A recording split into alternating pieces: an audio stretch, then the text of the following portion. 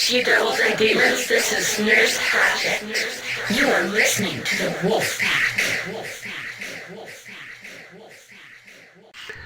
The genre of horror is a great expanse. Great expanse. We want to explore it. We've spent years building our credibility, our reputation, interviewing people from all levels of horror, discussing visual and literary horror. This is our exploration. This is Full Spectrum Horror.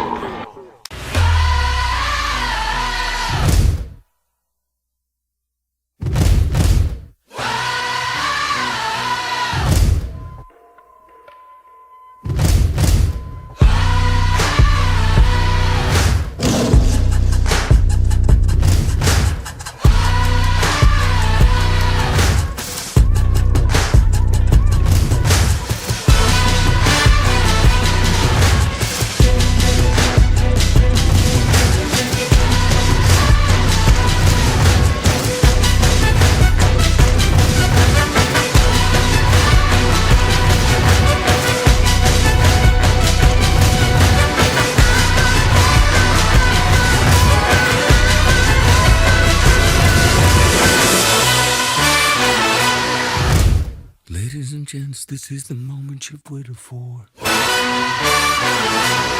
You've been searching in the dark, your sweat soaking through the floor. And buried in your bones, there's an ache that you can't ignore. Taking your breath, stealing your mind, and all that was real is left behind. Don't fight it, it's coming for you, running at you. It's only this moment, don't care what can gather. Your fever dream, can't you see, getting closer? Just surrender, cause you feel the feeling taking over. It's fire, it's freedom, it's flooding open. It's a picture in the pulpit and your blind devotion. There's something breaking at the brick of every wall, it's holding all that you know. So tell me, do you wanna go where it's carried in all the color lights, where the runaways are running the night? Impossible comes true, it's taking over you. We light it up, we won't come down, and the sun can't stop us now.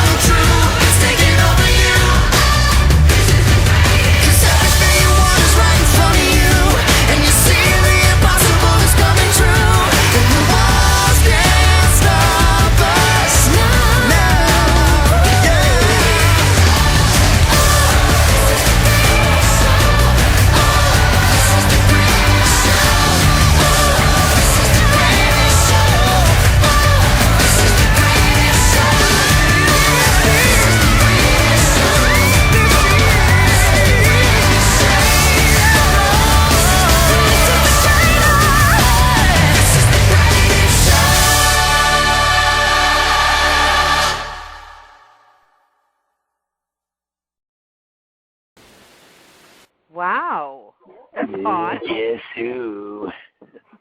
That's an intro. Yes, it is. This episode of Full Spectrum Horror is a Henry VIII production. Hello, everyone, and welcome to another interesting, exciting episode of Full Spectrum Horror. I am your host, Bluebeard, and with me, as always, Henry VIII. Say hello, Mr. the Eighth. What do you mean, the Harry the Eighth? It is I, the leprechaun, and you stole my gold, Mr. Highland. That is not very nice, to steal a leprechaun's gold. So what are you going to do about it, laddie buck?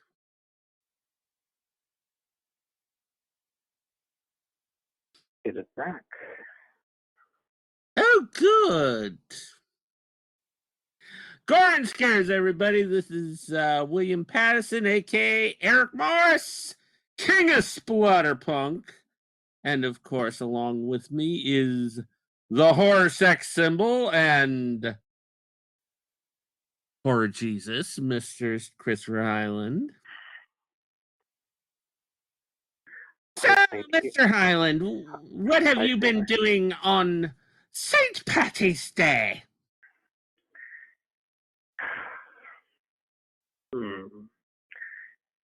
Watching half of a samurai film and preserving my voice for the show. That's all you've been doing, Marty Buck? Oh, my God. I hope you actually had yourself a corned beef sandwich for lunch. No. No? Oh, my goodness. Oh, my goodness, you are breaking the leprechaun's heart. Oh. Oh. Okay, whatever. All right, well, actually, I didn't either. I had pastrami sandwich. You know, I got my stimulus check today. Ooh, boy, that was good. So I bought my sister and myself some lunch at our favorite place, the Ravioli House in San Mateo, and oh my God, that is good. You ever had pesto macaroni salad, Mr. Highland? Probably. Oh, it's good. It's green. So yeah, I actually had some St. Patty's Day stuff. I had green macaroni salad. And boy, was that good. All right. So, anyways, anything cool that's happened out of Gotham?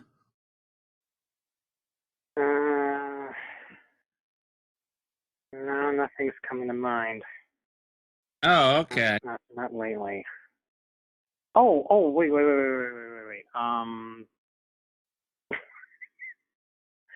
Oh, yeah, I'll jump the gun because you mentioned Blu-rays in your news. I finally got a region-free Blu-ray player. Yes, indeed. I remember you mentioning that. Yeah, but it's not hooked up yet. I tried hooking it up twice, and I thought I was close, but it turns out it's more complicated than I realized. Okay, so basically a modern Blu-ray player will not hook into a 1980s television, huh? No, the 2003. What? 2003? Yes. And it's still working? I can't believe that.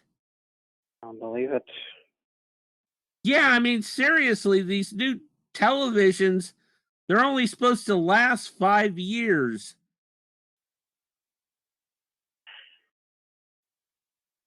Yeah, I'm telling you, it's ridiculous.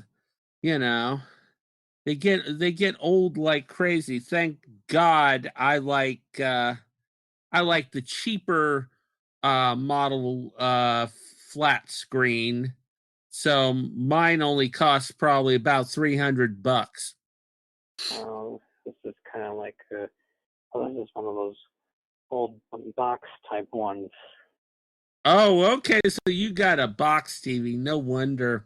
Yeah, so it's Yeah, kind of like, box TVs don't work good with Blu-ray players. You have to have the nice now they tell me. screen. You have to have the nice flat screen. Now they tell me. Yeah, now they tell you. Well, they've gone down in price. You can go to your nearest Best Buy and get one for probably about $198. And it'll be HD with everything on it. It's great. I don't think people will be satisfied until you can actually interact with the characters in the TV. Yeah, well, either that or, you don't have the TV, you have holograms. Yeah. Yeah, just like in Star Trek. Oh, yeah. Yeah, though, It's you gonna know, happen someday. I just know it. though the big thing is that you're not supposed to talk about holograms when it comes to original Star Trek because they didn't have holograms. I know. What those little tweeps keep bugging about. No, holograms didn't show up until Next Generation, but oh God, because they have holograms in Discovery. Whoopie-dee. Are there any in Voyager? Yeah. Oh, good. Got a lot of holograms in Voyager and stuff. Hell, the Doctor in Voyager is a hologram. You didn't know that? Oh, you haven't watched Voyager yet, have you? No. Yeah. Robert Picardo plays the Doctor in that. He actually becomes a main character, one of the main characters in Voyager, and he's a hologram. Quite the deal. It's kind of it's like Rimmer in Red Dwarf. Anyways, so yeah, I know you're excited about getting your first Blu-ray player because you can also play DVDs on a Blu-ray player. I know. And you can play PAL ones on the one that you've got because it's region free. Oh. So you can watch animes and stuff. And I know how much Mr. Highland loves his anime.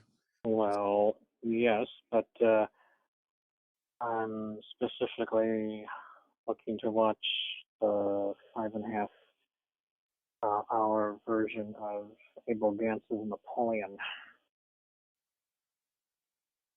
Okay. It's a silent film from 1927.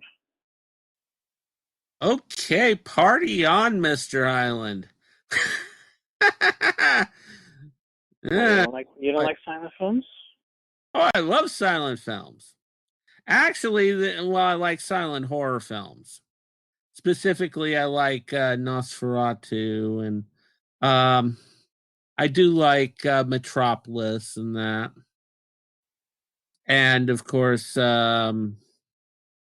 Hunchback of Notre Dame. And, of course, Phantom of the Opera. Phantom of the Opera is my favorite of all time. When my dear friend Shane was alive, we actually had a copy of Phantom of the Opera where they actually had the colorized version of the Mask of the Red Death scene. And those are extremely hard to find. Oh, I saw that version. And the thing is that we were going to sell those, because we were going to do some enhancement stuff on it and put in a original soundtrack and that, and do it kind of like what they did with Nosferatu a number of years ago. What? No, they didn't. Oh, you didn't know about the special edition of Nosferatu? Please tell me they didn't. They They didn't used come. synthesizer music and stuff, and they. No, I didn't know about that. But please don't tell me they didn't colorize it. No, they didn't colorize that. No, they didn't colorize it. And we weren't going to colorize Phantom of the Opera. What we were going to do was enhance the colorization of the Mask of the Red Death scene. Because the version that's out right now, the color has, gone down. From what I've remember reading about it, it was very glorious. It was incredibly well done color. But now it's kind of faded. So we were going to enhance it to give people the original, give it like it was when it was originally. But unfortunately, my friend Shane died, and we never got to finish the project. That was one of my projects. It was called Fossil Films. Unfortunately, as I said, after he died, his widow just sold off all of his movies. Because we had everything. We had Nosferatu. We had all kinds of classic films in Fossil Films. We had a copy of Plan 9 that we actually outbid. The one that kept buying up all the copies. Wayne, I think it was Wayne Williams. But anyways, yeah. So anyways, let's get going with the show. Yes. And I know we always want to start out with Mr. Highland's absolute favorite segment. The one that he always bothers me about. And that is, of course, fan mail. And this one's actually very special. We've only got one piece of fan mail this month, but this is very special. This is from Matt from Redwood City. Hey, Wolfpack, keep up the good work. I love your shows. William will remember me. He used to be a regular at Ike's Lair in Redwood City, and I used to take his order for him. In honor of your podcast, Full Spectrum Horror, I thought I would design 2 sandwiches for the hosts. I'll start with William because I know what he likes in a sandwich. The sandwich is called King of Splatterpunk. Start with deli turkey and pastrami on a Dutch crunch roll. Add cotto and Genoa salami and bacon. Top with provolone cheese. Add spinach leaves, tomatoes, red onions, pickles, pepperoncinis, and jalapeno peppers. Finally, spread onion dip on the top piece of roll instead of mayo. Sounds like a winner, William? Yeah, it sounds like a winner definitely to me. Sounds good. What do you think, Mr. Highland? Okay. Yeah. Okay. Alrighty. Now I know this is one that Mr. Highland is going to be excited about. Now to Christopher Highland. His sandwich is called the horror sex symbol. On a sourdough roll, put hand-sliced roast turkey breast and brisket pastrami. Add chicken fingers, cotto salami, and Canadian bacon. Top with pepper jack cheese. Add cold slaw, banana peppers. Spread cream cheese on top roll. Now that is one sexy sandwich. Enjoy your sandwiches and keep bringing people those good shows. So what do you think of your sandwich, Mr. Highland? Oh, my. That's something. Yeah. Yeah, well, you've never been to Ike's. No, I haven't. Oh my God, they have the kryptonite, which is just fantastic. It's turkey pastrami, cotto, and pepper jack cheese with an entire avocado cup cut up on it, and what is it? Onion rings and jalapeno poppers on it. And that thing is a 4-pound sandwich. How you like that one? Imagine the man with no I've name. eaten one of those. I can imagine if there was a ad for that, the man with no name would say, "It's the evil that tells you. Evil."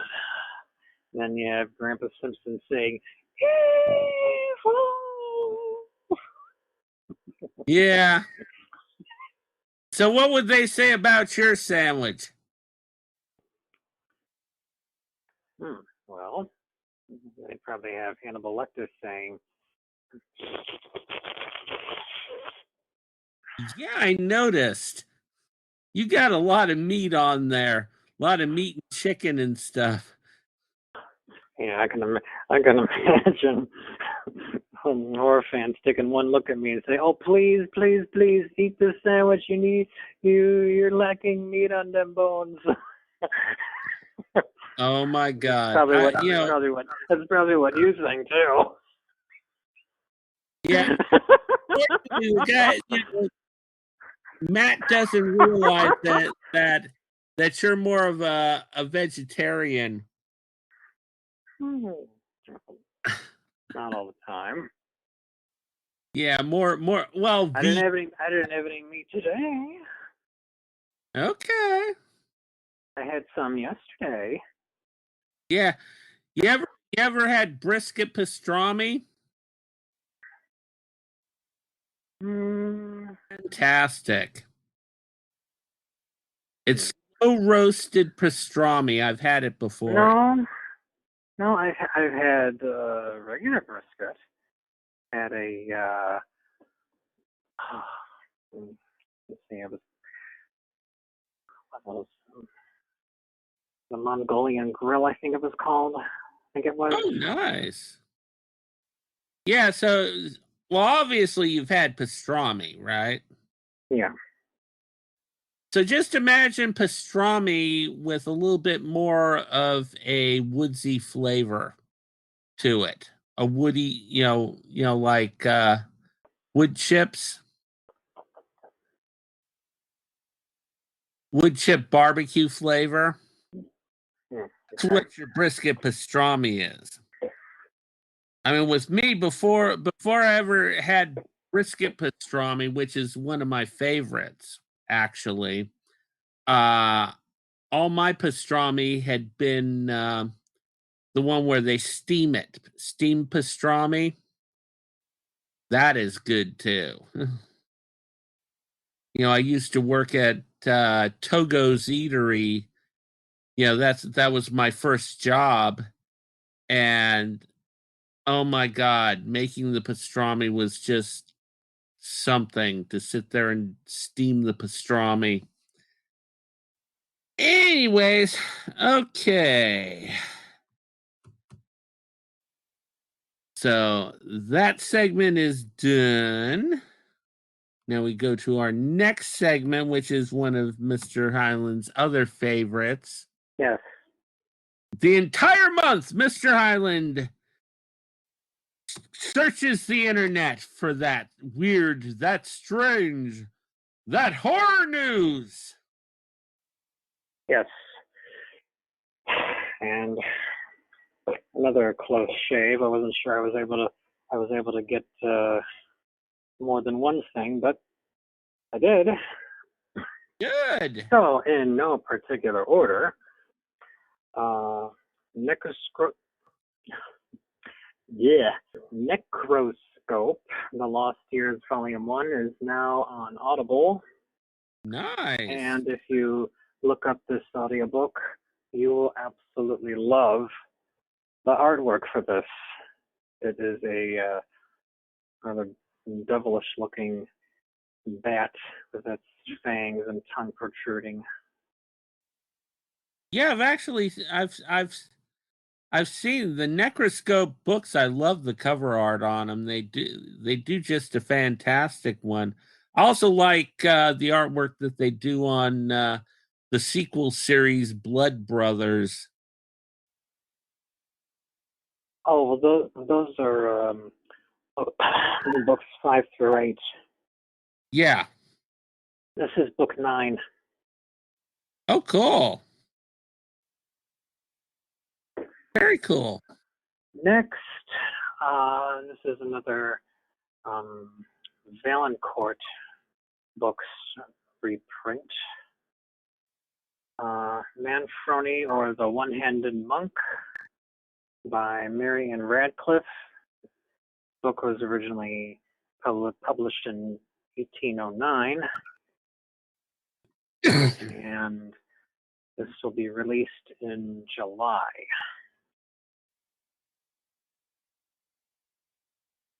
This is another one of those Gothic novels. So look for that then.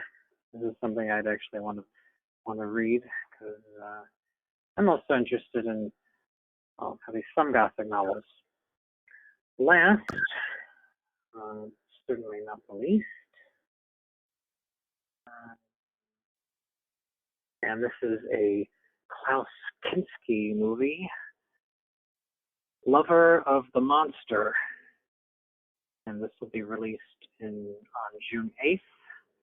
Let's see, is there a description? Oh, it says it's uncut and remastered. Mm-hmm.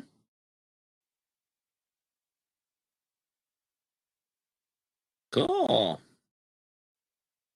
Oh, this takes place at a castle.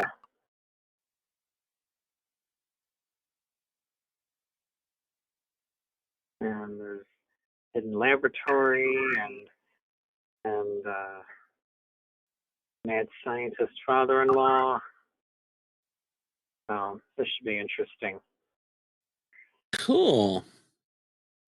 And if anyone were ever to have a marathon of Klaus Kinski movies and divvy up flyers, there is only one appropriate tagline that would be included.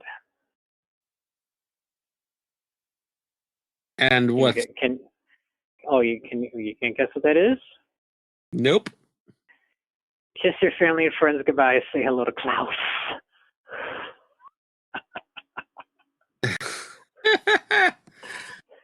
Yeah, that works. You know, and the thing is, it also works. It works if you're a fan of the vampire series, the originals, because they're werewolf hybrids named Klaus, and he's a fun one. Alrighty, that's it. Yep. Alrighty, so it's Valentine's Day, not Valentine's. God damn it! It's St. Patty's Day, and it's time for horror news merchandising. And just in time for St. Patty's Day, Fright Rags has released a Halloween 3 Season of the Witch pint glass featuring the Silver Shamrock novelty logo. Priced at $18, it measures 6 inches tall and holds 16 fluid ounces. There's also a Silver Shamrock t-shirt, baseball tee, and socks. The tee is $28. The baseball tee is $38. And the socks are $12. Next up, Hero Complex Gallery has released an Event Horizon backlit reactive screen print by Mark W. Richards, priced at $45. It measures 18 by 24 and is limited to 125. Next up, prepare for Godzilla vs. Kong, March 31st release with merchandise from FYE. The apparel includes a t-shirt for $24.99, long sleeve shirts for $29.99, a hoodie for $49.99, while the snack selection features Hot Ray hot sauce, $5.99.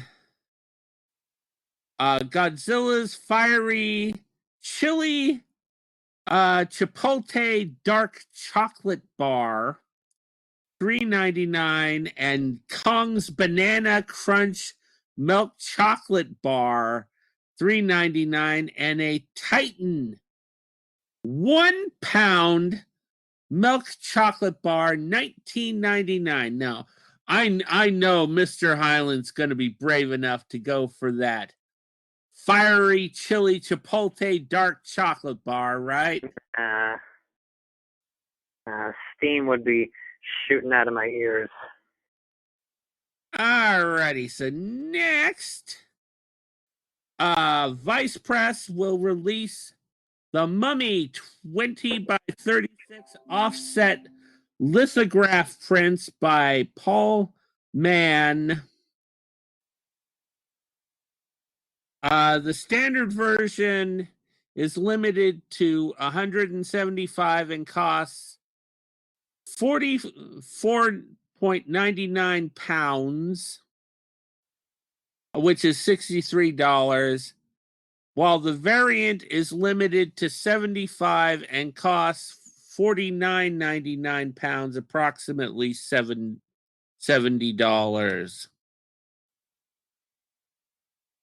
All right, let's see. Alrighty, remember Food Fighters, Mattel's late 80s toy line featuring anamorphic food in military gear? Horror Decor used them as inspiration for its Food Freaks pillows. Designed by Matthew Skiff, They include Leatherface as fried chicken, Jason Voorhees as a hot dog. Oh, you're going to love this one, Mr. Highland. Freddy Krueger as a pizza. Of course. And Chucky as a cheeseburger.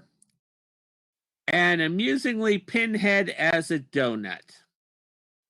Shouldn't Leatherface be the hot dog? Yeah, I know.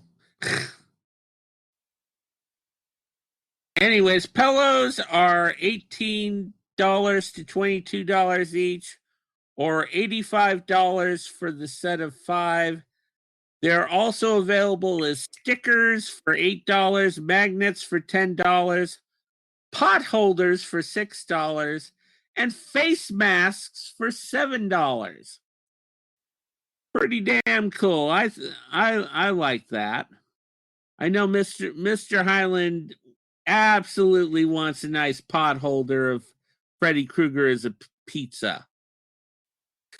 No. No.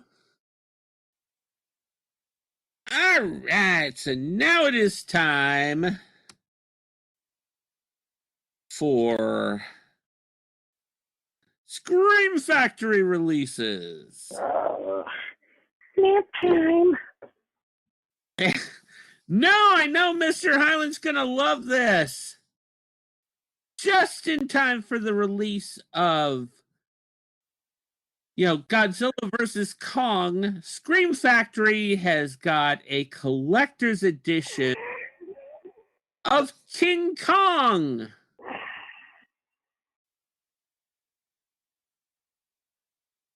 It's got an exclusive poster with it. Cover art looks really good. Alrighty. So anyways, a dazzling display of what the special effects people can do when commissioned to construct a 40-foot tall ape.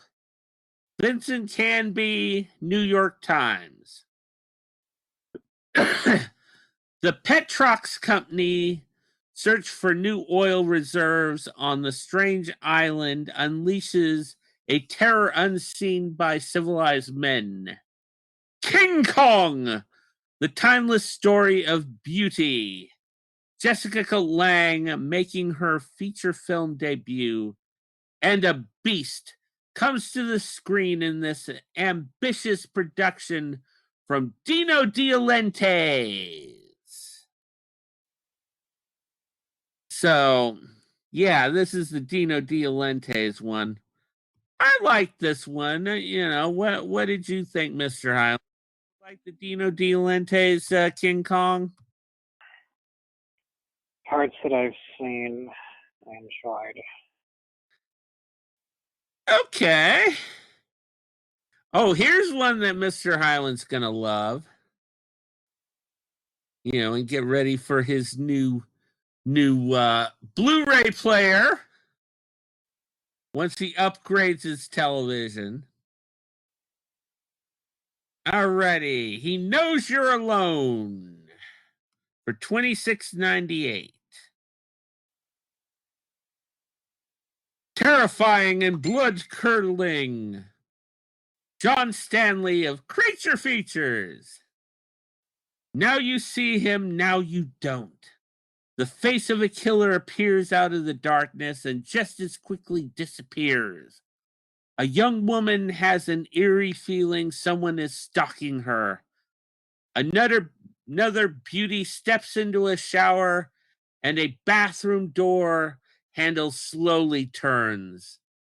We're in slasher flick territory, and also in the rare realm of film history, because screen icon Tom Hanks makes his movie debut in this shocker. The up-and-coming legend plays a brief supporting role of Elliot, a psych major whose musings about the nature of fear reinforce the tone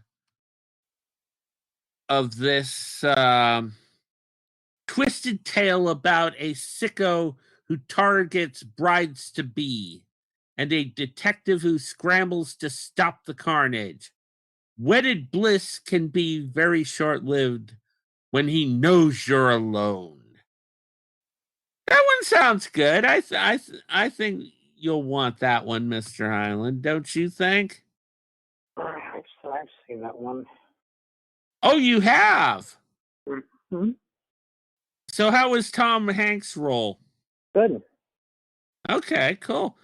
Actually, here's another one. I think you've already got this in your collection, though, because I think we've talked about this one. The Hand. And that is selling for $26.98. A suspense horror film of unusual psychological intelligence and wit. The Hand suggests that Oliver Stone is a director of very real talent. Vincent Canby, The New York Times. A gifted cartoonist's life comes apart at the seams when his drawing hand is accidentally severed. Slowly, painfully tries to adjust, but a terrifying evil creeps into his consciousness, and one by one, the people who stand in his way begin to die.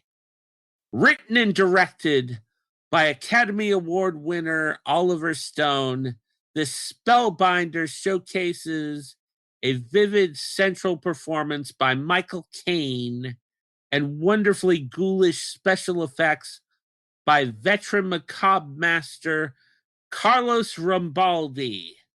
Stone called for more than 30 different hands to be designed, all used in different, fantastically horrific ways. 1978 Best Winning Screenplay based on material from another medium. Midnight Express. Best Director, Platoon. Best Director, Born on the 4th of July. Cool. Alrighty, next one is Kindred, and that one is going for $18.98. Let's hear about this one. It's Rosemary Baby meets Get Out, UK film review. After the death of her boyfriend, vulnerable mother-to-be Charlotte is taken in by her deceased partner's mother, Margaret, and stepbrother. But Charlotte's source of comfort soon turns to terror as her benefactors begin to appear increasingly obsessed with her every move. Plagued by mysterious hallucinations, Charlotte finds her suspicions raising with questions about Margaret and Thomas's intentions for her unborn child. Ooh. Now that one sounds good. I think you're going to like that one, Mr. Highland. Now this one I know you're going to love because I love this film. You know, The Awakening with Charlton Heston. You know, the one that's based on the Arthur Conan Doyle short story. $23.98. Okay. Two-time Academy Award winner Charlton Heston stars as an archaeologist driven to destroy the ancient evil he unleashed when his research causes the awakening. Okay. Matthew Cornbeck is obsessed with finding and opening the tomb of the murderous ancient Egyptian queen Kara to the point of neglecting his pregnant wife, even as she delivers their baby. But the evil that Kobrak frees takes possession of his newborn daughter. Now, 18 years later, Kobrak's daughter Margaret, played by Stephanie Zemblist, returns to Egypt to meet her father for the first time. And Kobrak must overcome the powerful occult forces to destroy the evil he loosed upon the world. That one is really good, Mr. Highland. It's not really overly scary, but it's very good. And that is it for movie reviews. Well, not movie reviews, Screen Factory releases. All right, so what you got for me, Mr. Highland? Oh, is it noon already? Yeah, right.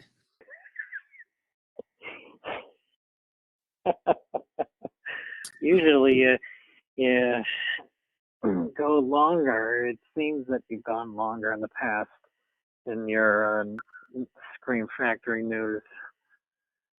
Yeah, well, I mean, people are very, people love because I get them interested in these films.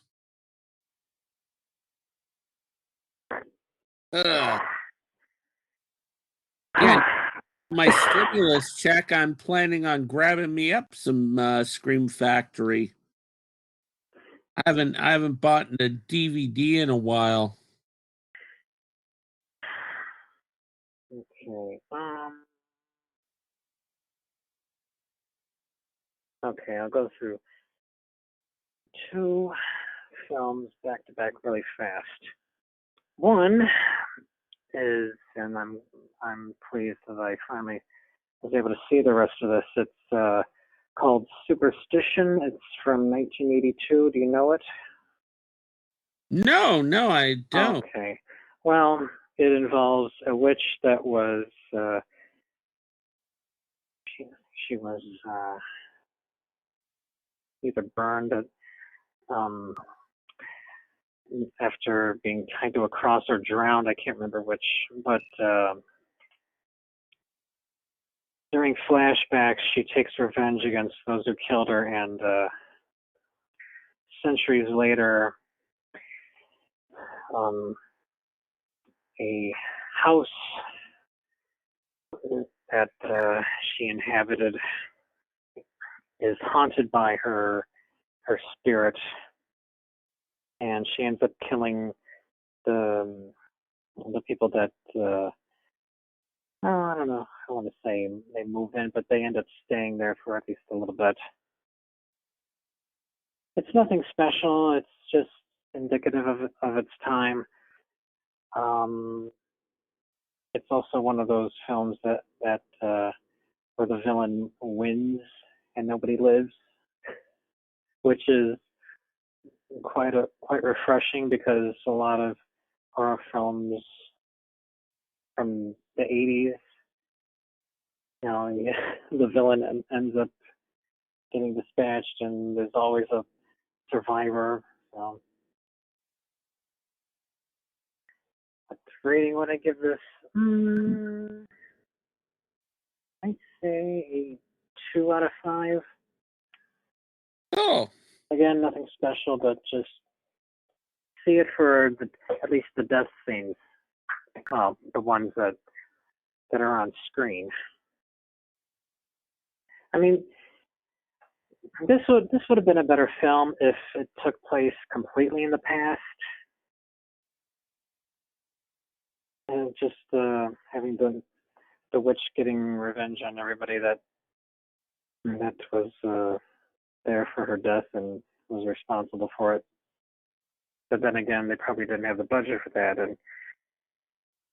And speaking of which, I mean, there isn't a lot of historical horror films in the 1980s, were there? no, not at all. Yeah, that's sad. I guess, I don't know, maybe the audiences didn't want that? The Do you thing think? that in the 80s, that was the big slasher era time. Yeah. So all they wanted kids in the at camp or the serial killer stuff. That's it, just blood and gore. Maybe that it would have worked better starting in the 90s or Late 90s. yeah, okay. They started loosening it up a little bit, but actually more like beginnings of the 2000s when there was a big, when people were getting really tired of slasher films, and things started to change, like the beginning of the period that's coming in now.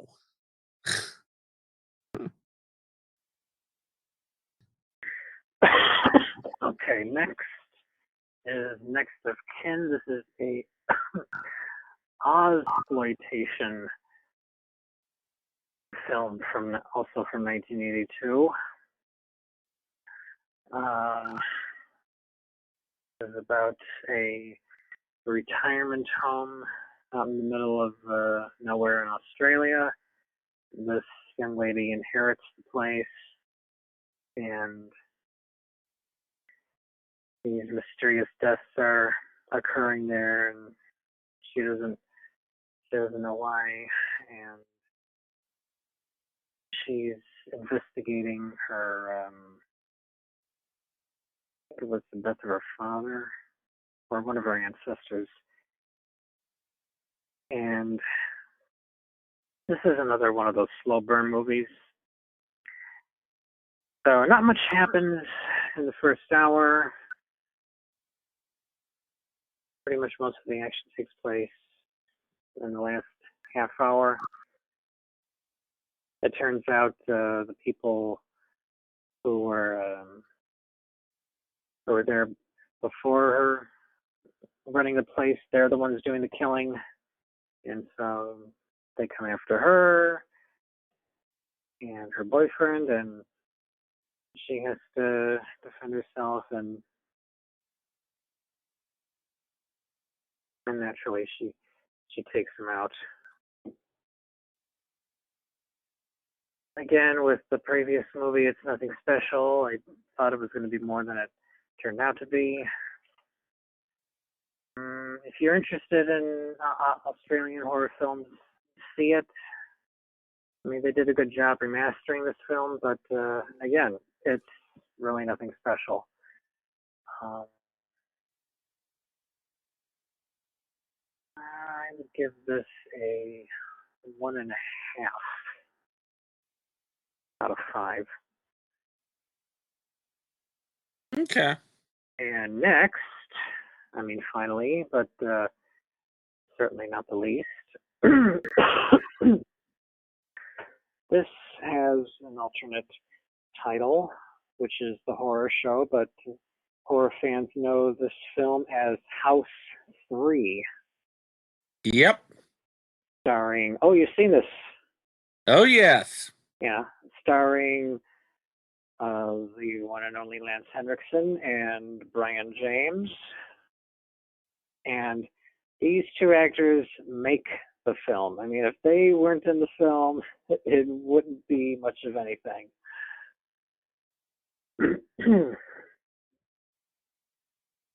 Pretty much. So Lance plays this cop who ended up arresting Brian James, who plays a serial killer in the film, and they electrocute Brian James in the film, who you find out later on he developed a tolerance for electricity, which is why he doesn't get electrocuted right away. I mean, they keep having to increase the voltage. So you see his face get all messed up by the electricity.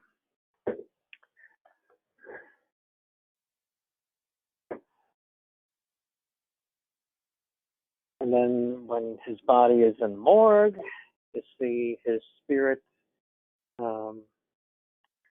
rise up out of there, and you see him reappear in the cop's basement. Kills his daughter's boyfriend. Let's see what else. He makes the cop hallucinate frequently.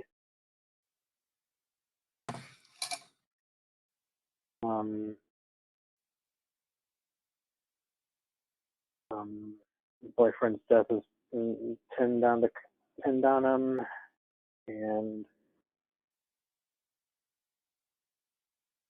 he has to get out of there and save his family.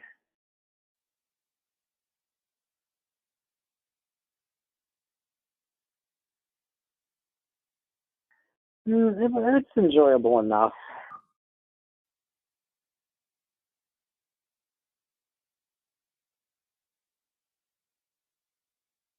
There's not much else I can say about it. Let's see, what would I give this? Yeah. I would give this a 3 out of 5. Yeah, I like the Wes Craven version better. Oh, a shocker? Yeah. Oh, okay. You knew it. Yeah, I mean that movie. Even though it's been a really long time since I've seen that, I mean that was aimed for teenagers. I mean this one is Adult. yeah. And the thing is that it's actually lucky that they changed the title of it, because it doesn't fit in with the House series, actually. Oh, Too serious in that, and the House ones were more comedic in that. This, yeah. Nothing to it. Of course, then they did House 4, which really killed the franchise, and it wasn't funny either. So yeah. So that's all I have. Alrighty. Well, yeah. I'll start with the okay film that I got, which is Bram Stoker's Shadow Builder, from 1998. This is the first time I actually watched this, and now I know why I held off watching it. This one would have been okay for 1980s, but 1998, no. It tells the story of an evil archbishop of the Catholic Church who's summoned to try and destroy the world. The summoners are killed, but the demon escapes to hunt down its needed victim. And the thing is, it's being chased after by a assassin priest played by Michael Rooker. Just imagine this movie kind of has comic book feel to it, because Michael Rooker runs around with these laser-sighted machine guns, and he's going after this smoke demon thing. Well, anyways, the smoke demon goes to this small town to go after this kid who's supposed to be, he's on the path to becoming a saint. This kid supposedly, though I never really saw anything saintly about this kid. Seemed very dull to me.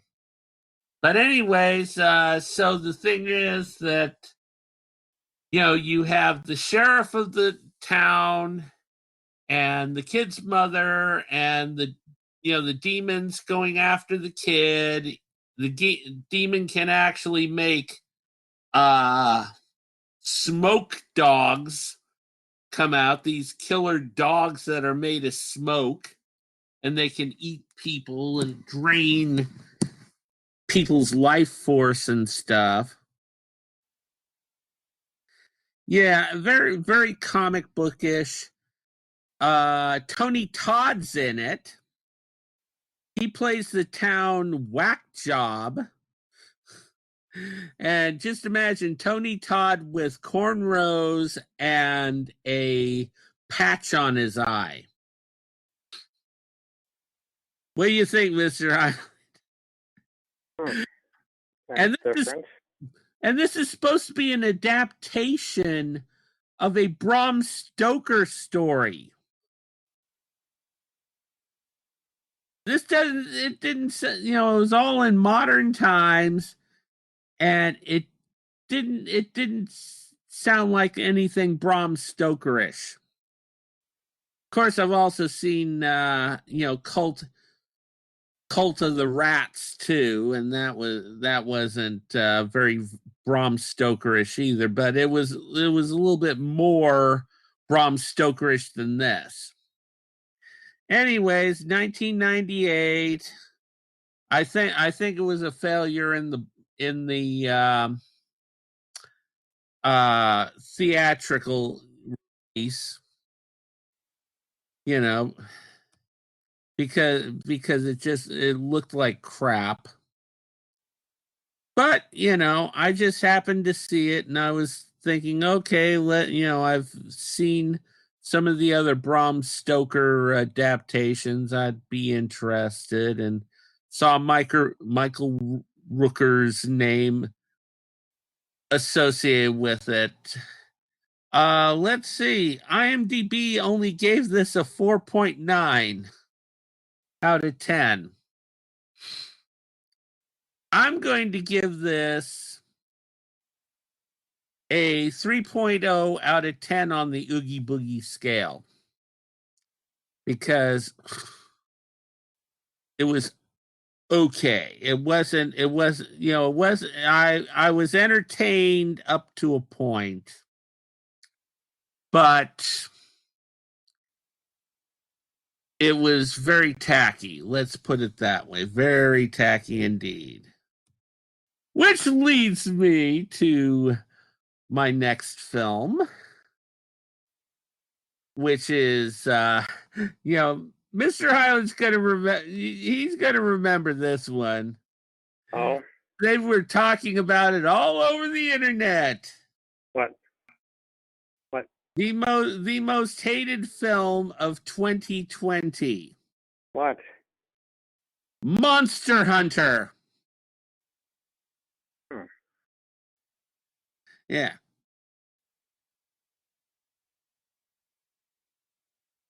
Yeah, with Mila Jovovich and Ron Perlman and director Paul W.S. Anderson, the one that did all the Resident Evil films. Yeah. And this one is another feature film based on a video game from Capcom. Lovely, huh? Alrighty, storyline.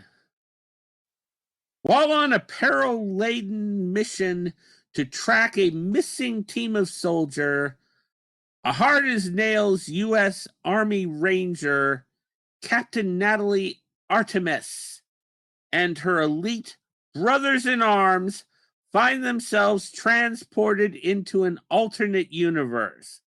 They're trapped in a barren desert world rife with formidable adversaries and subterranean sand-dwelling beasts. You know, Captain Artemis and her squad are basically massacred. She's the only survivor of her crew. She finds an Asian guy who has a bone sword and stuff, and he takes her in and helps her. And they try to get out of this area, which is this big rock kind of island thing in the middle of this desert. But the thing is that they can't get out of it because there's this creature under the sand that'll attack them anytime they try to get out on the sand, so they have to find a way to destroy it. Anyways, so you know, it's her trying to get back to her own realm, because something has happened and there's openings here, and these creatures are starting to come out into our world as well. So she has to stop that somehow. And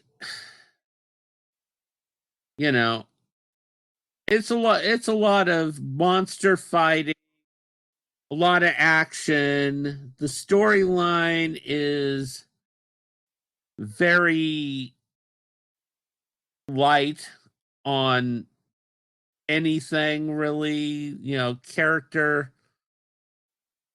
Character development is down to nothing. Ron Perlman's character is just there. Basically, he's the leader of these warriors who are fighting the monsters that are trying to get into our world.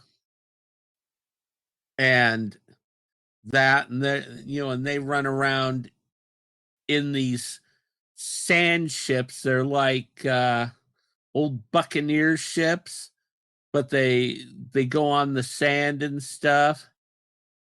It kind of looks very anime style, and that it's kind of weird. I love the special effects and the monster work. The monsters look cool. They had these spider things that even look better than the spiders in Lord of the Rings. But it's like, okay, Anderson and Milovich needed something because they'd finished off Resident Evil, so they just found another video game and threw her in there and started making a movie. I gather they're going to try to make a sequel to this, but I don't think they're going to, because the fans absolutely hated it. And this is during the pandemic when people were really desperate for stuff to watch and that. And they put this out. This was one of the first films that they put out in the theaters when they reopened them. And it failed horribly. It died opening weekend. But anyways, yeah, so let me see. I guess I'll give it the same score as Shadow Builder, So, Mr. Highland, you going to watch Monster Hunter? No. No. Okay, now I have got finally a good film that just came out. I was one of the lucky people who got to see it in the US before its release. I ended up getting a screener for this. So I got to see it ahead of time, and I've been holding off on doing a review of it. And it's been killing me, Mr. Highland. It's absolutely been killing me because this is such a good film.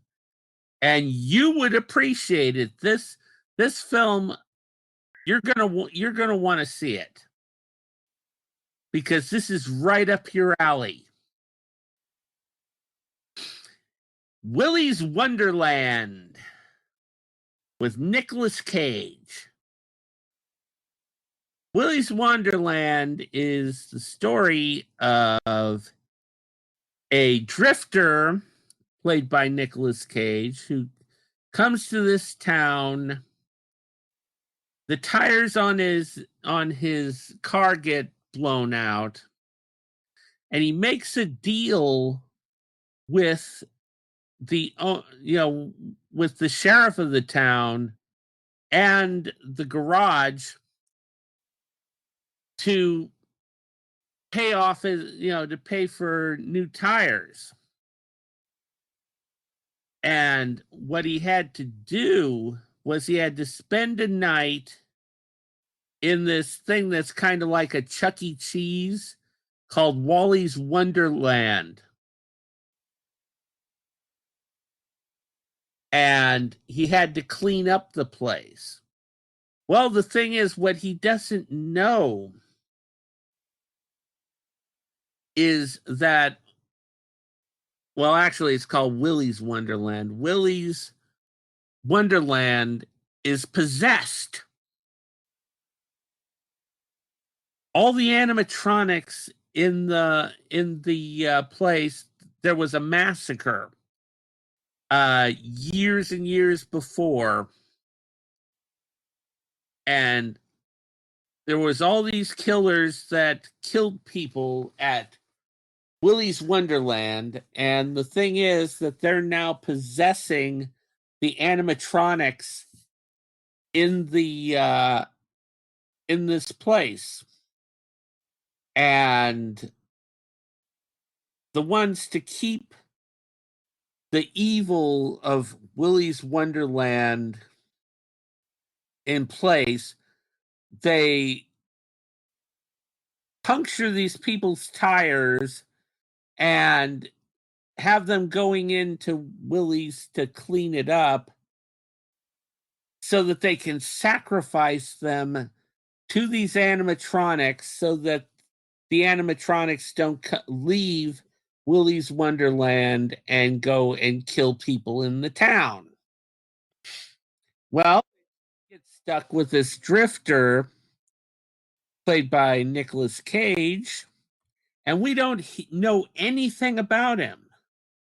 And the fact is that Nicolas Cage plays him silent. He doesn't have one word of dialogue in the entire movie, Mr. Highland. It's Nicolas Cage walking around with this snarky look on his face and cleaning this place up. He even takes breaks and plays he plays one of the games that's in the break room. But yeah, and the thing is that the animatronics start trying to kill him one at a time, and he's taking them out one at a time. He's just mopping the floor with these fucking animatronics. But anyways, and then the thing is that there's these kids who want to blow up Willies. Because they want to end this stuff because, people have been dying and stuff and they're sick and tired of it. And they get stuck in Willies. And now Nick Cage has to protect them while, of course, doing his cleaning and taking his breaks every hour. And drinking his soda pop. Great film. I have to tell you, director Kevin Lewis is fantastic. Now, a lot of people have said that this sounds exactly like 5 Days of Freddy. Yeah, it might, but this one is great. I love this. And Nicolas Cage produced this film. And so he had a lot of control over it, and it is just awesome. I mean, you, Mr. Highland, you love Meet the Fleebles. You like, puppet things. You would have a lovely time with this film because it is just awesome. And this is just a weird horror comedy thing. It's, for me, it's right up there with Bubba Hotep when it comes to just how whacked out it is. And honestly, I am honored. I'm overwhelmingly honored that I got to watch it ahead of time. And I have been waiting over a month to give it this. 5 out of 5 on the Oogie Boogie scale. This film is it blew me away. It blew me away. Nick Cage has just, he's on a run right now. He has done so good in these horror films that he's been in lately, and just outstanding work. And this is his best yet, because he presents such a performance in this film. The performance is just outstanding, and he doesn't say a word, but it blew me away. I mean, I actually watched this film 3 times because I was just so overwhelmed with it. And you are just going to blow your mind, Mr. Highland. You're going to love it. Alrighty, so that's it. That's it for my films that I have. And now it is time for our intermission, our music break. Yes. Mr. Highland has spent the entire month looking for music that's set in with the theme of the film. Trying as hard as he can, working himself crazy over this, just for you guys. Alrighty, so yeah, be ready for, it's now time for the music break. Enjoy.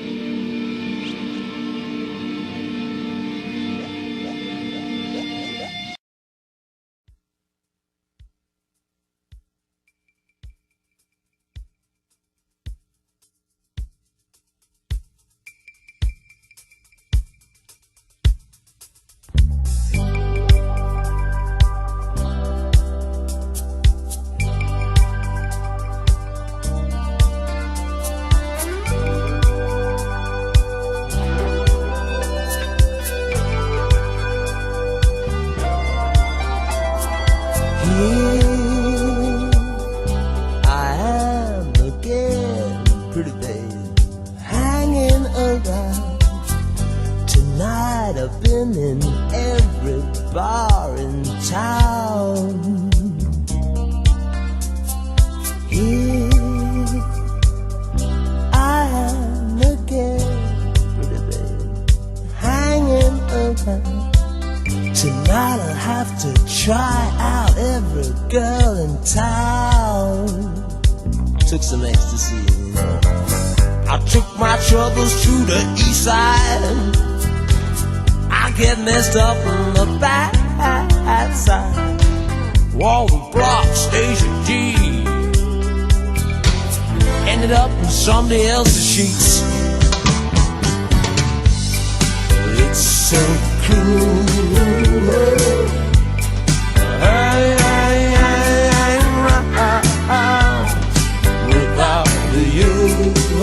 Without you, baby. It's so cruel.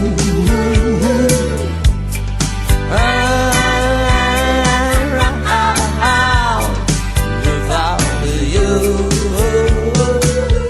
Will it ever be over, babe?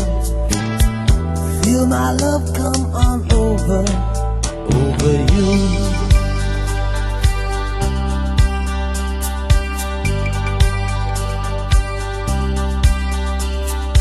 Here you are again, pretty babe, hanging around. Tonight you walk through all my pleasant dreams. Here I am.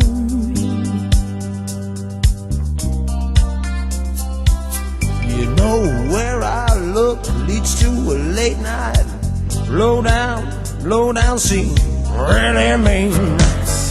Took a subway to the east side. I get messed up on my bad side. All the blocks, H and D. Ended up in somebody else's sheets. You know that it's so cruel.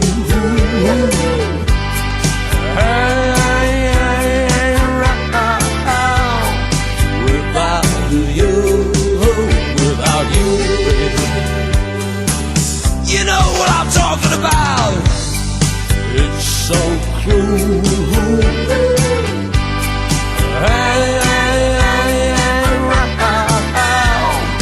Without you. Will it ever be over? Feel my love slide.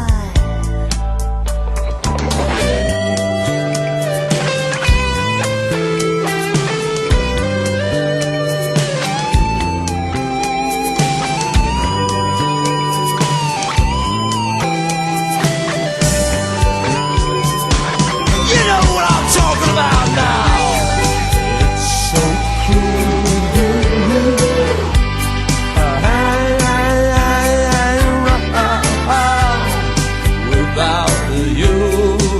Without you, baby.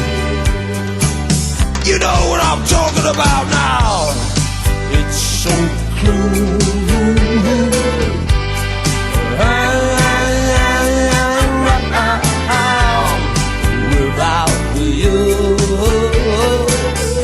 Will it ever be over? Feel my love come on over you, baby. For you, baby. For you, baby. For you, baby.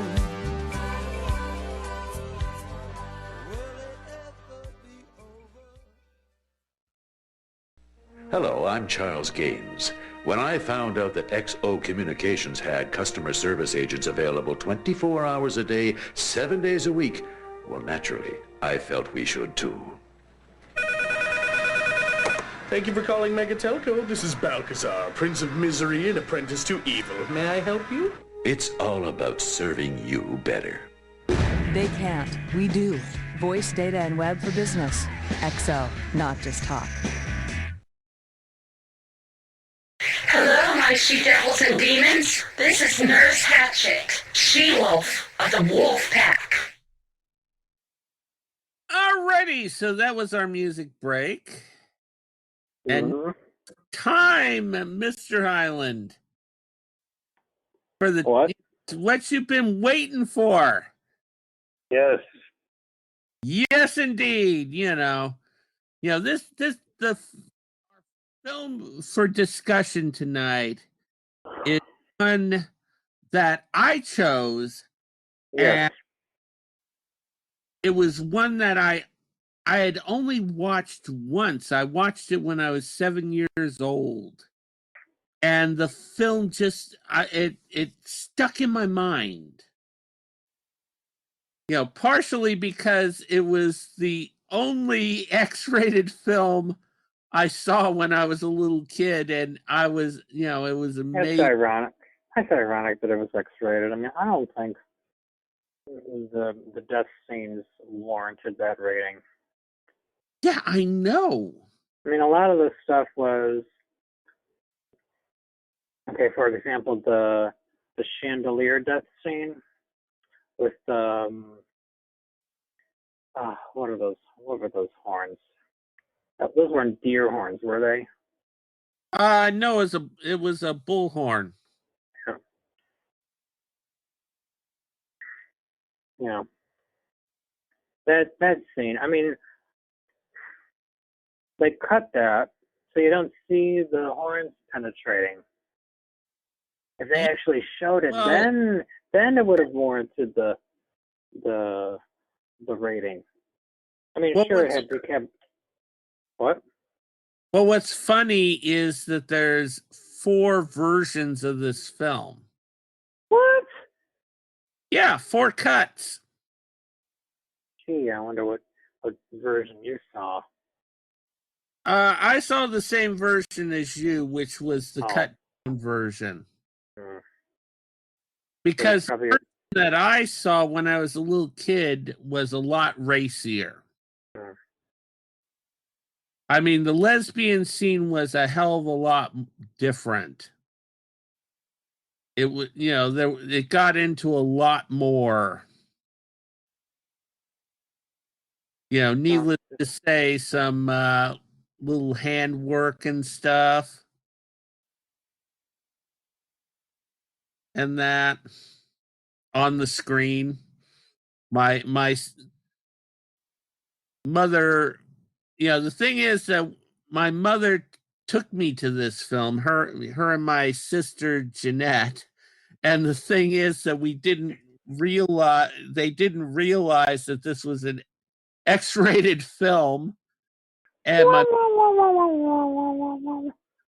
my mom thought it was going to be about Bluebeard the pirate, and it turned out it was Bluebeard the sadistic wife killer. So who found out about the movie first? Was it you or? I found out. Oh, amazingly! You saw the trailer? Amazingly, yeah, I saw the trailer, and they actually had television spots for the film. And the thing was that Bob Wilkins was talking about it on Creature Features. Wow, that's amazing. And had the director on. Ah. I wanted to see this film, and it just happened to show up at our drive-in theater, the Redwood Drive. And oh my God. And we went to see that, and I can't remember what the other film was, but it was a double feature, and she almost pulled us on the on Bluebeard because Bluebeard was the first feature. And she was like, "Oh no!" And my sister Jeanette just said, "Oh well, he's going to learn about this, on it,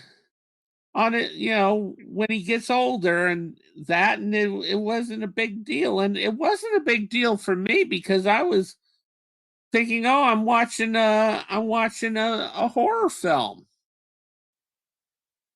and I was just interested in the horror films and the story in that. Yeah, I think it was. I think it was also the decapitations that they gave it the X rating. But see, there was hardly any blood. Yeah, I know. There was a lot more blood in the version that I saw. Oh, I think if it was remade, And as I said, the lesbian sex scene was a lot more. I think if it was remade, there'd be a lot more blood. At least some of the decapitations would happen in slow motion. Amazingly enough, you won't believe this, Mr. Highland, Oh. but this is a remake. What? Yeah, this was a remake of a 1950s film with Robert Carradine. Played the Richard Burton part. Yeah, you didn't know that, huh? No. Yeah.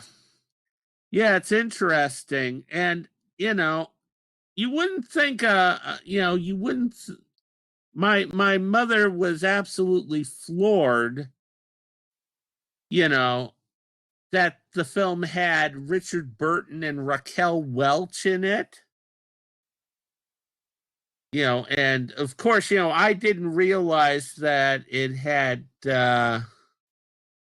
Sybil Danning in it. I didn't know Sybil Danning at that time. But she was a prostitute. Yeah, I kept waiting for her to show up, and when I finally spot her, I think, oh, there she is. She was young in this. Yeah. Man, this was early in her career. And I bet she was just thrilled. I mean, shit, she got to work with Richard Burton and stuff. That must have been a big deal. Amusingly enough, Raquel Welch, I found out some trivia on this film. Raquel Welch, who played the nun, she was the nun wife. Mm-hmm. Who gets massacred. She was doing another film. So that explains why she's not in it for very long? Yeah. The thing is that she broke her wrist. And she was down, production on her she had broke her wrist while training for the film Kansas City Bomber from 1970. And the production shut down for 6 weeks. And during that time, she flew to Budapest and filmed her cameo. And the thing was that they just, they did very good to keep her, hand, her injured hand from appearing on screen. You wouldn't have known that she had a broken wrist. And the thing is that Raquel Welch actually has only 8 minutes of screen time, which, you know, blows away her time that she had in the movie Bedazzled, where she had a little cameo, you know, where she was playing Lust in that. So it's interesting. Richard Burton once said about the movie that he was deliberately trying to imitate Vincent Price with his performance. I didn't see anything about that. Neither did I. Oh, and amusingly enough, did you notice that his other wives, that their voices sounded quite a bit alike? Now that you mention it, yes. Yeah, because all the speaking voices were done by the same woman, Anne Ross, of the famous jazz group Lambert, Hendrick, and Ross. She did all the wives' voices except for Raquel Welch and the last.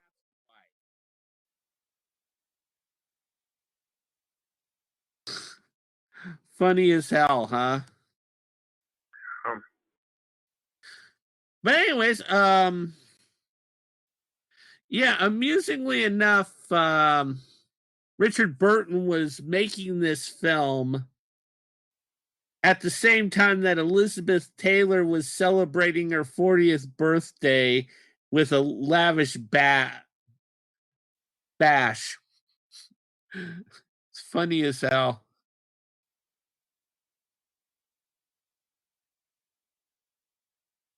Oh, man.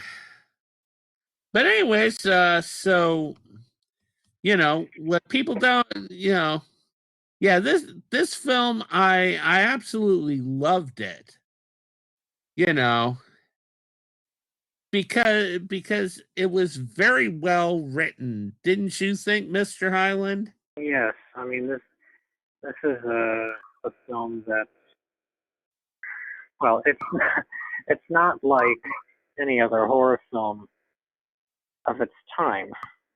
No, it isn't. Certainly not one from the 1980s. I mean, can you imagine this film existing in the 1980s? No, not at all. No, this was actually written by a really good screenwriter, and that who really understood, and the way that they handle this film is just brilliant. I mean, Yeah, I mean, in a way, it feels a bit like a Hammer horror film, even though it's not. yeah, I kind of felt like that. At least regarding its atmosphere. Yeah, very much so. It did. It had that atmosphere. I love the house. I love the set work. You know, and what did you think of the photographs? His collection. Oh, I like them. That was interesting. That he'd take pictures of his wives and then turn them into those. What would you call them? Kind of weird ones. He even did his mother. Well, I guess it's abstract art. Yeah, kind of abstract. You know, she realized it, you know, what it was, because she could see women's faces in the photos. Yeah, that was kind of weird. And he even did one of his mother. which is funny.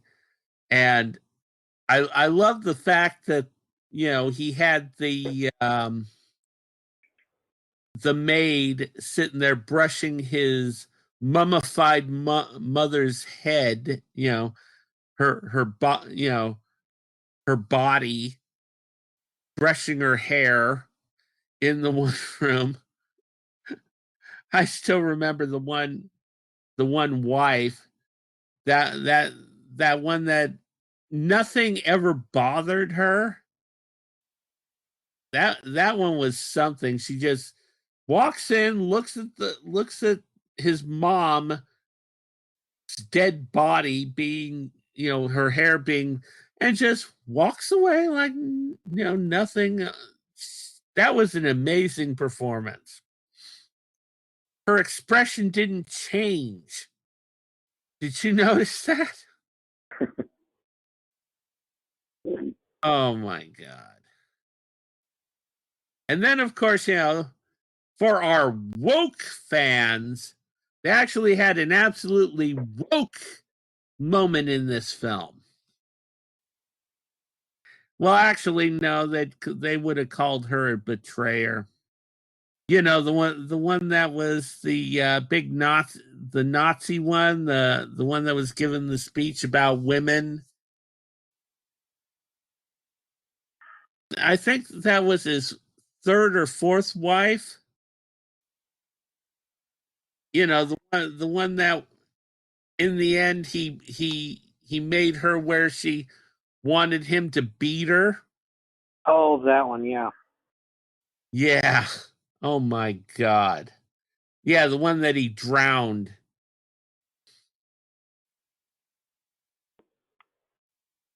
Yeah.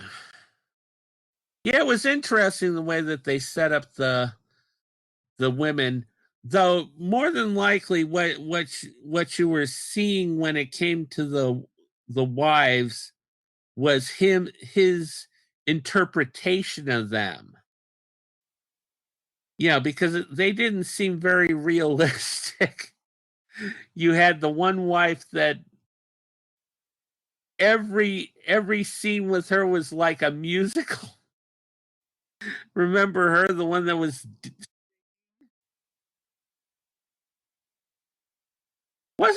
that the one that he chopped her head off? Yeah. Yeah. And then you had the other one that just wasn't interested in anything. As I said. Then you had God, well, trying to remember. You had Raquel Welch, who was the nun that he seduces, and the one, his first wife, was the one that he shot. Yeah. Because she wanted to have sex with him, and he decided that he was going to kill her. So they go out on the hunt, and he shoots the boar, and then he shoots her. Ugh. And then, of course, you had the last one, which she was the American one, and she was the burlesque dancer, right? Yeah. Yeah, her, and it was her and her partner. That I didn't understand. I thought her and her partner were in love with each other. But all of a sudden she ends up with him.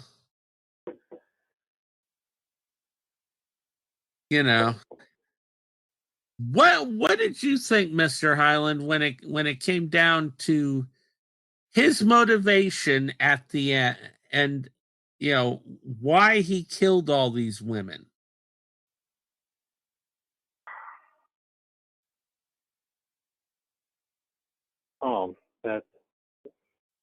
That they were all bad.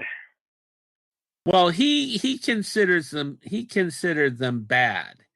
But he was what it was he was using turning that, villainizing them because he couldn't have sex.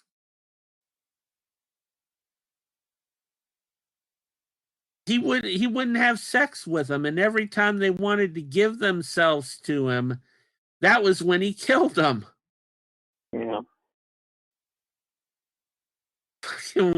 Weird ass shit.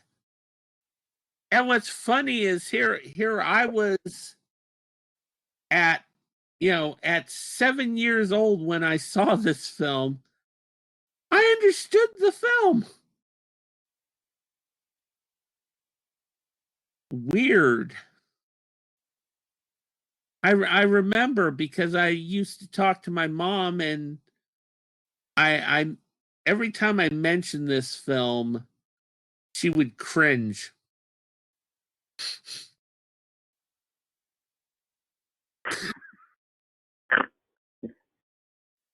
And she goes, you were too young to watch that film.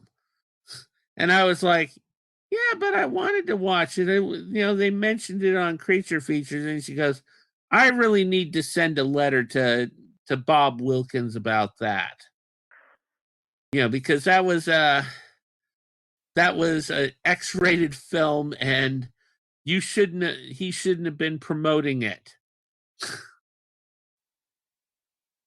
Oh well. Yeah, but I mean, it wasn't scary. No, it was brilliant though. I mean, it was one of those films that was absolutely brilliant. It was a horror film, but it was more of a horrific film. Yeah. Horrific in that, oh man, you would have loved the poster. Because the poster for the film, they don't need, well, at least the poster that they had at the movie theater. The drive-in. What it did is that it showed the chandelier. And around the chandelier, they put the heads of the wives. And they put a description on how they died. So the thing is that the promotional department were not even worried about giving away the murders. Isn't that amazing? Because they figured people were going to come and see it anyways. Because, around that time, it was more, the Hammer horror films. This film was totally different from that. I mean, it had the feel of it, the same feel, but this one was unique for the time. This was just before they started getting really raunchy and stuff. Like House of Exorcism and that. And of course, 120 Days of Sodom. God.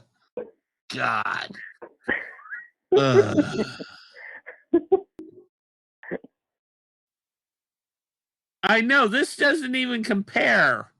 Of course not. But you think if Bluebeard was remade today, and the horror fans would appreciate it? I think if it was made now, probably, because of the way the horror fans are moving towards.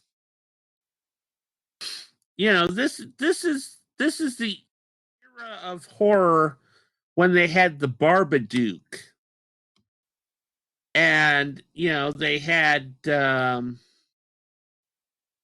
the newer horror films are not that bloody. They're not, they're more well-written horror films. Yeah, but a remake could have more blood. Yeah, they would put more blood in this. But they wouldn't, I don't think they'd change the story too much. No. And I think it would still work. They'd have to knock down the lesbian sex a little bit. Well, maybe, but they would show the horns penetrating the bodies. Yeah, which is funny because, as I said, in the version that I saw, it did. It did. They did a close-up of the horn penetrating their bodies and blood pouring from it. And then him pulling it up, and you see the horn with blood all over it and dripping. Yeah, the version that we saw was the toned down version. Yeah, and also there was a lot more nudity in the version that I saw when I was 7 years old. That's one thing that it stuck with me. And I'm sitting there watched the version that we found, and it was like, it's not even close. Yeah, this one was this one, the version that we saw, I could show on Bloodbath Theater, honestly, and no one would give honestly. Because nowadays, I mean, shit, we're living in the era of the Serbian film. Oh no, did you ever watch the Serbian film? No, and I'm not going to. Why? You watched 120 Days of Sodom. Yeah, but it's not the same thing. It's all in the context. Okay. I don't know. I mean, both films made me feel dirty as shit. 120 Days of Sodom was supposed to be, and especially the novel, it was intentionally over top to be funny. Oh, okay. Because I didn't see anything funny in that film. Honestly. I was more like, oh my God, am I going to puke? And oh my God, what the hell is it with these people? Oh my God. Well, it reminds me of when my ex-girlfriend, Scary Mary, dragged me to an S&M bar. Oh my God. Yeah. I'm sitting there going, oh God, save me. Please.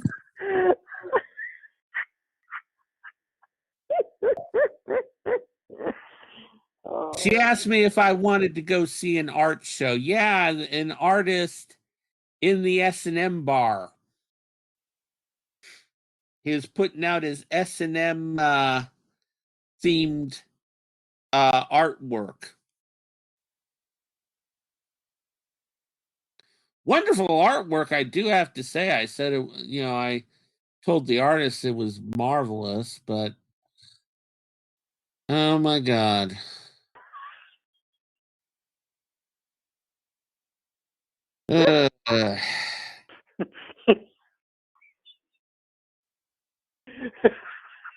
Yeah, I know.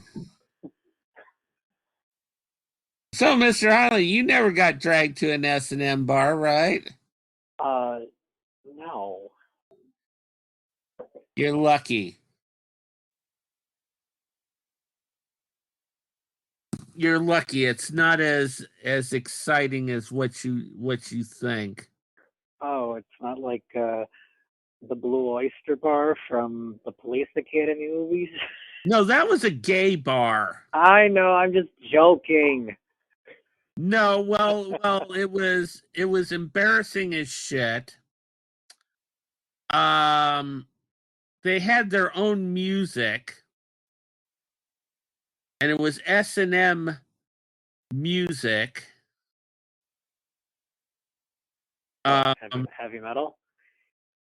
No.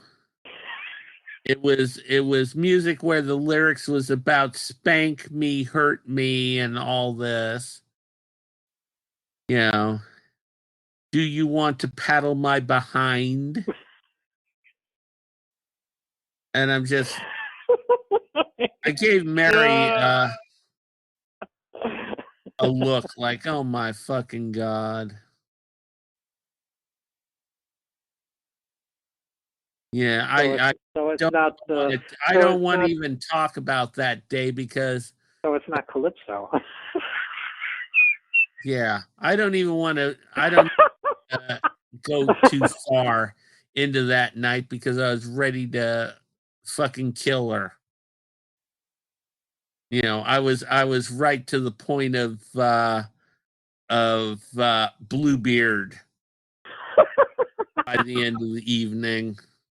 Because she was going to go off with this sadomasochist guy and was going to leave me in San Francisco with no ride in the middle of the. I can just imagine some leather-clad person approaching you and saying, "I'll give you a ride." Yeah, no thank you. Oh my fucking God. Ugh.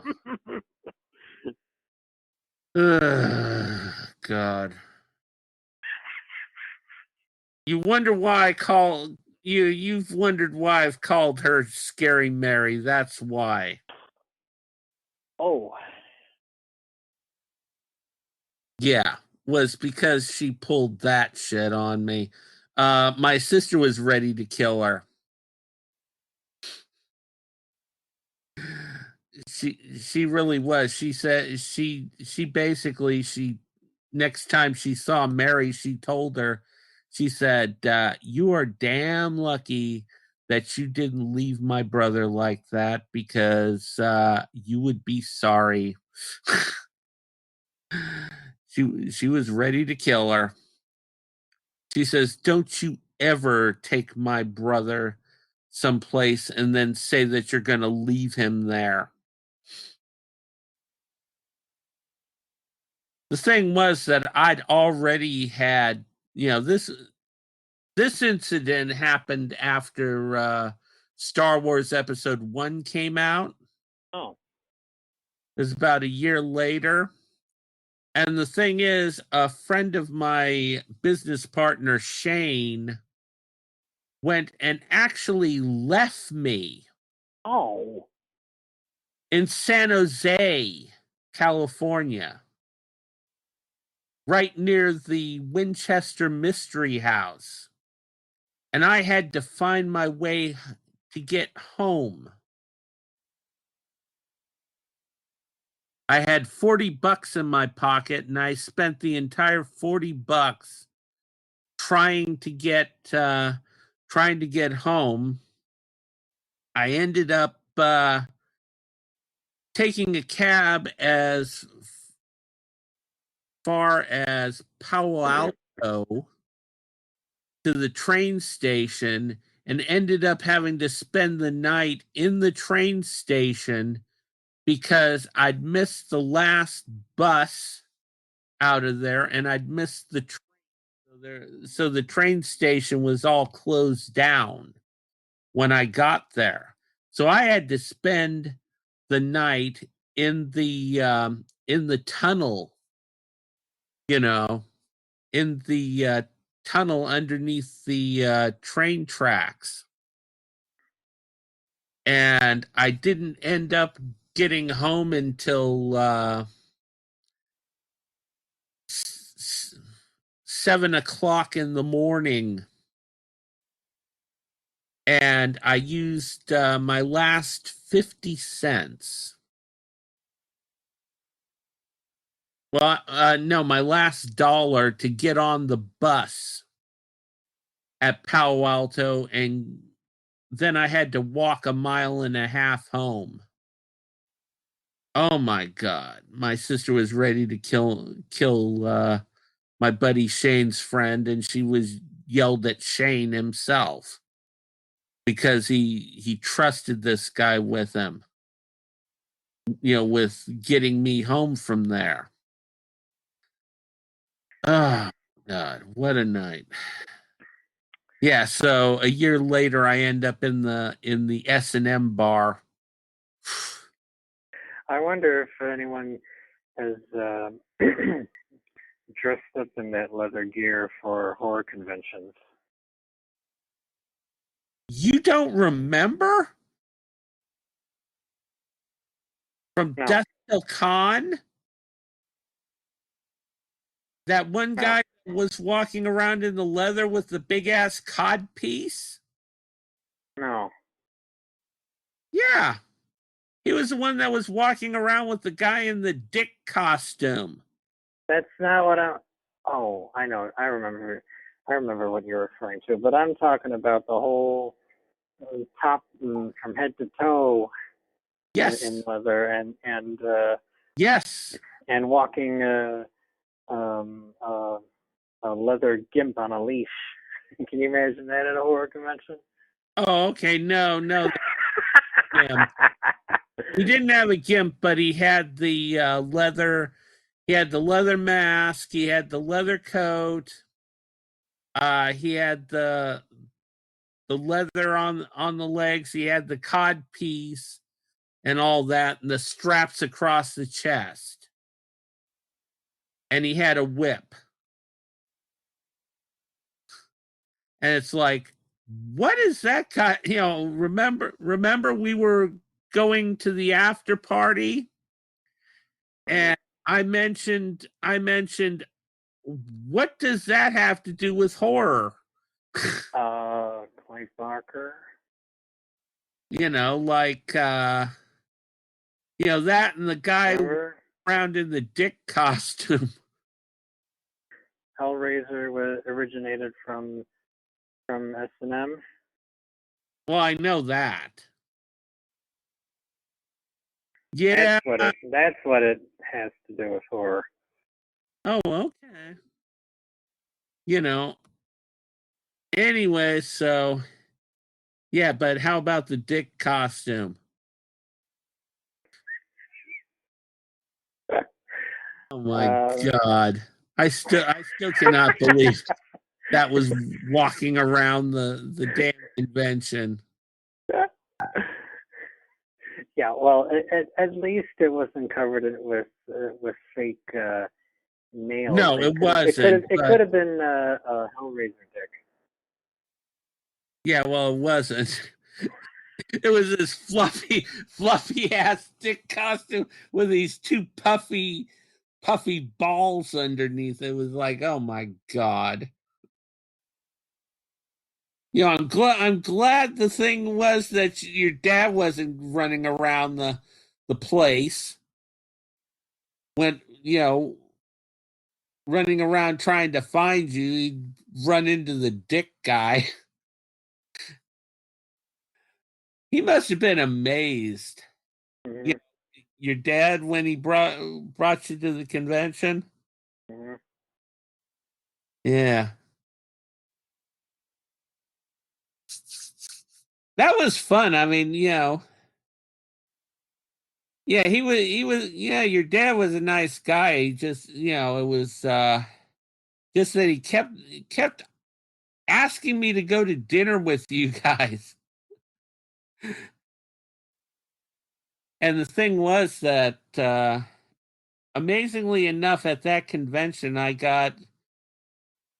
don't know if it was food poisoning or what, but I was sick that entire night of the after party and could barely eat anything. They didn't have the best food. Huh? The hotel didn't have the best food. Yeah, I know. Well, the convention didn't have the best food either. I mean, what did they have? They had pizza and stuff. And, at the after party, what did we, pretty much I ate fruit, which is good when you're having a sick stomach.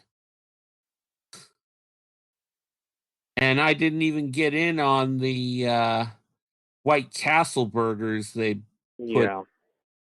I used to eat those, and I thought, no. Yeah. But, I'm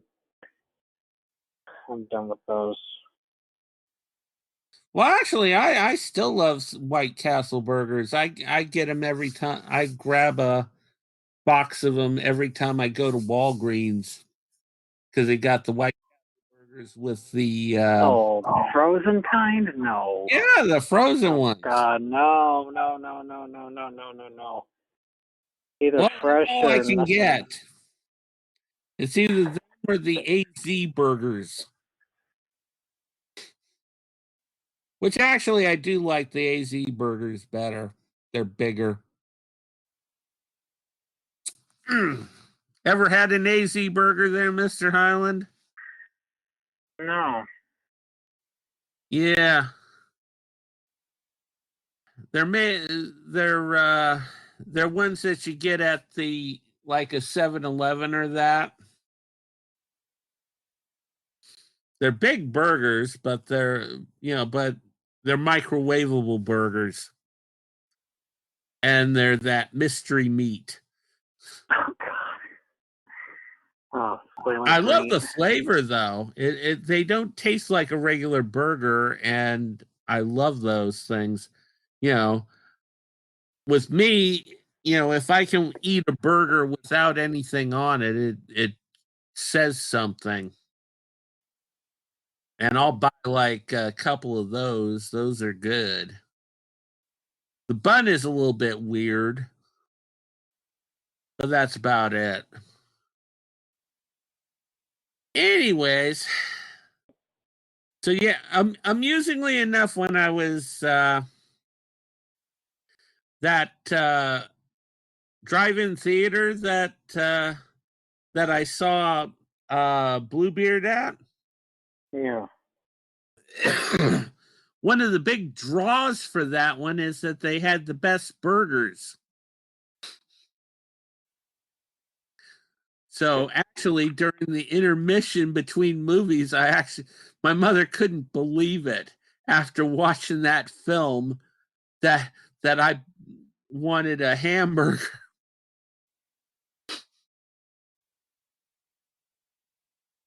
She's like, I don't know about you, Bill. But they had such good hamburgers. Their pizza sucked, though. Of course, nobody goes to a movie theater or a drive-in to have pizza because the pizzas are always garbage. Shit, I worked at a movie theater for 3 years, and God, I would never eat one of those cardboard pieces of shit.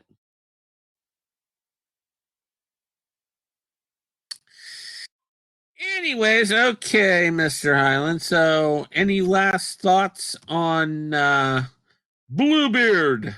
Yes. See this movie if you want to see something that's different, and hopefully we will get a remake of this film. No, we should demand it. Yeah. And now Mr. Highland's got something to look forward to because he can go and find the earlier version with Robert Carradine, or John Carradine, I mean. Yeah, the one with John Carradine. Oh man. Yeah, I couldn't even find the thing is with this film, it's incredibly hard to find. I mean, I was the one that I found the copy of it for us to watch, and it was hard. I found one color version, and then I found a black and white version of this same film that somebody did and had it on God, what was it? It was on YouTube.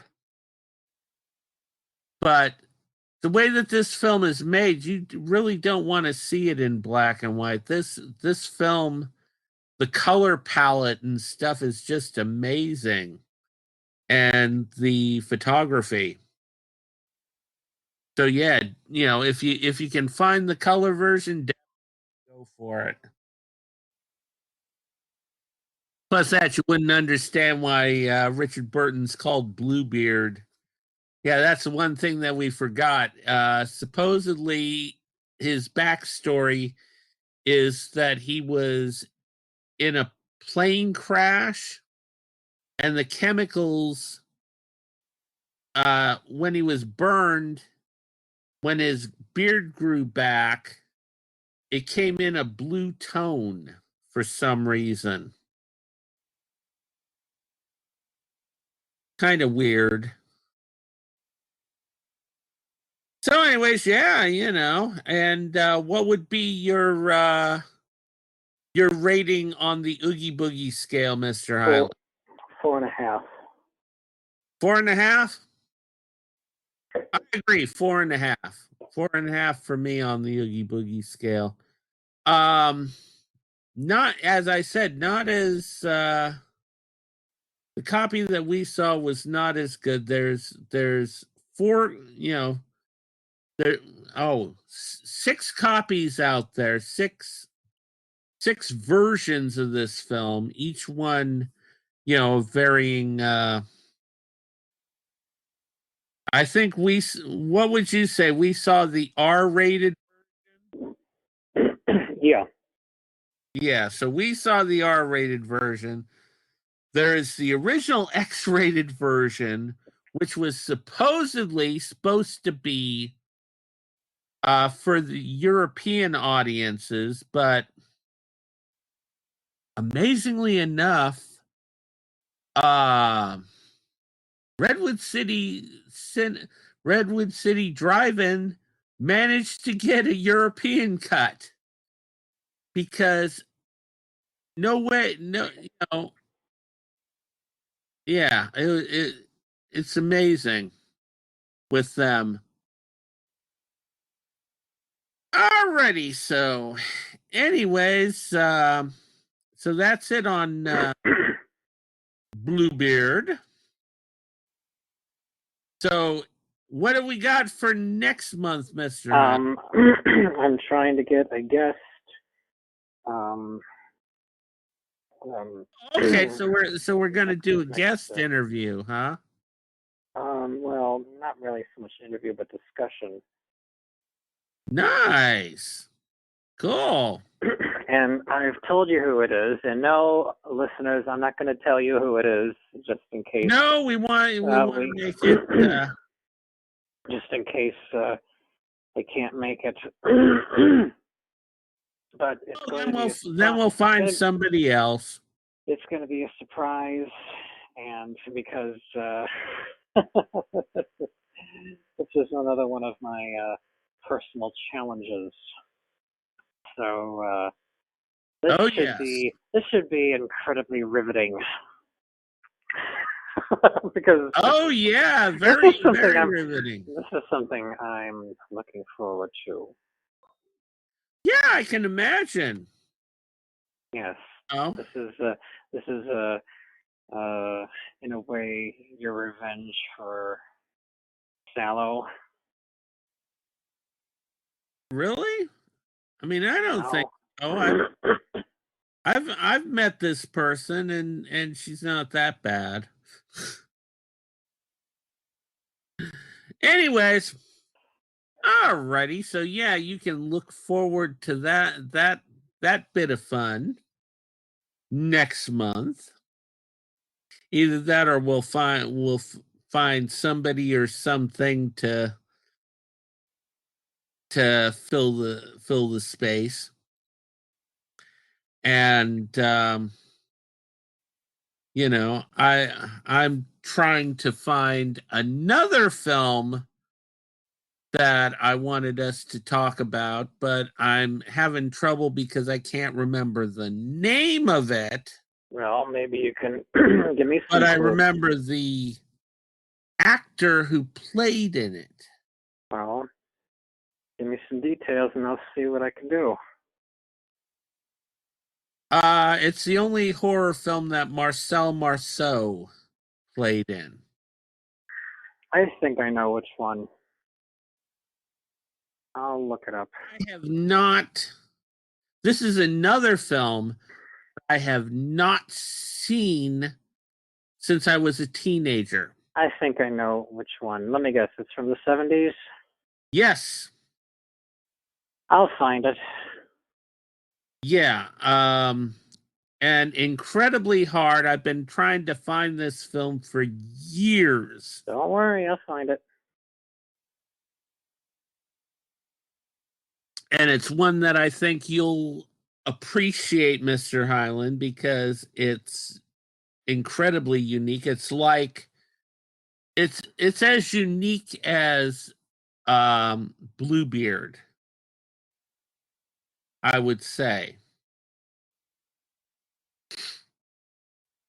You know. Okay. So anyways, yeah, that's our show. You know.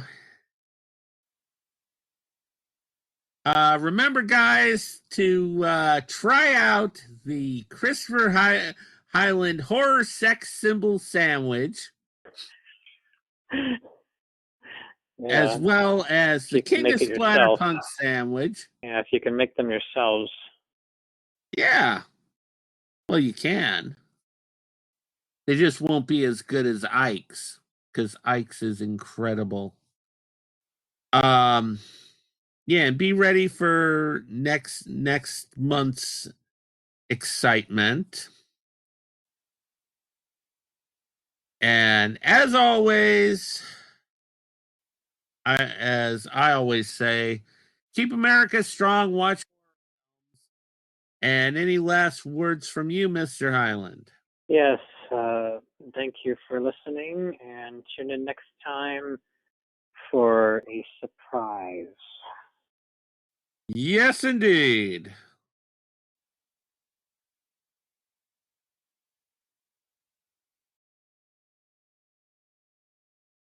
The love that you bring me along. The pain that you gives me a home. Do you wanna stay by my side? Do you want me to turn and hide? We are disappearing inside, seeing pictures of our goodbyes.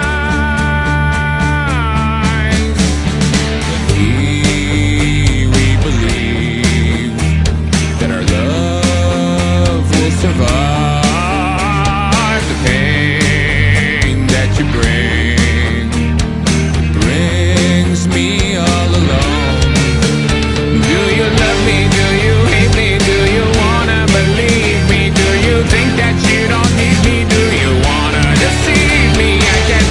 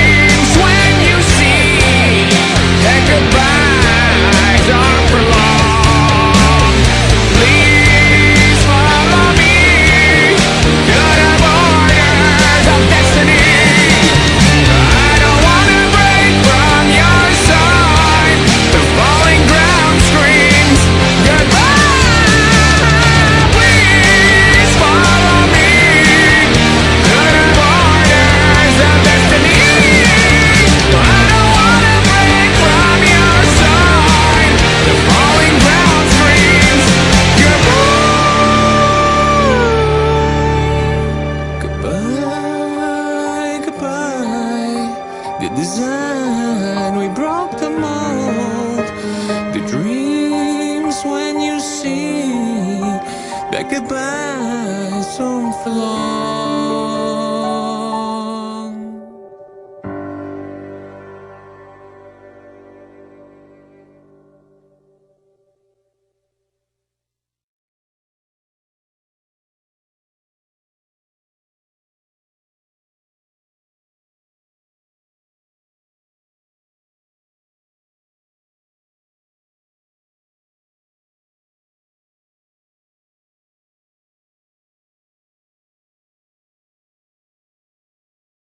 Speak international.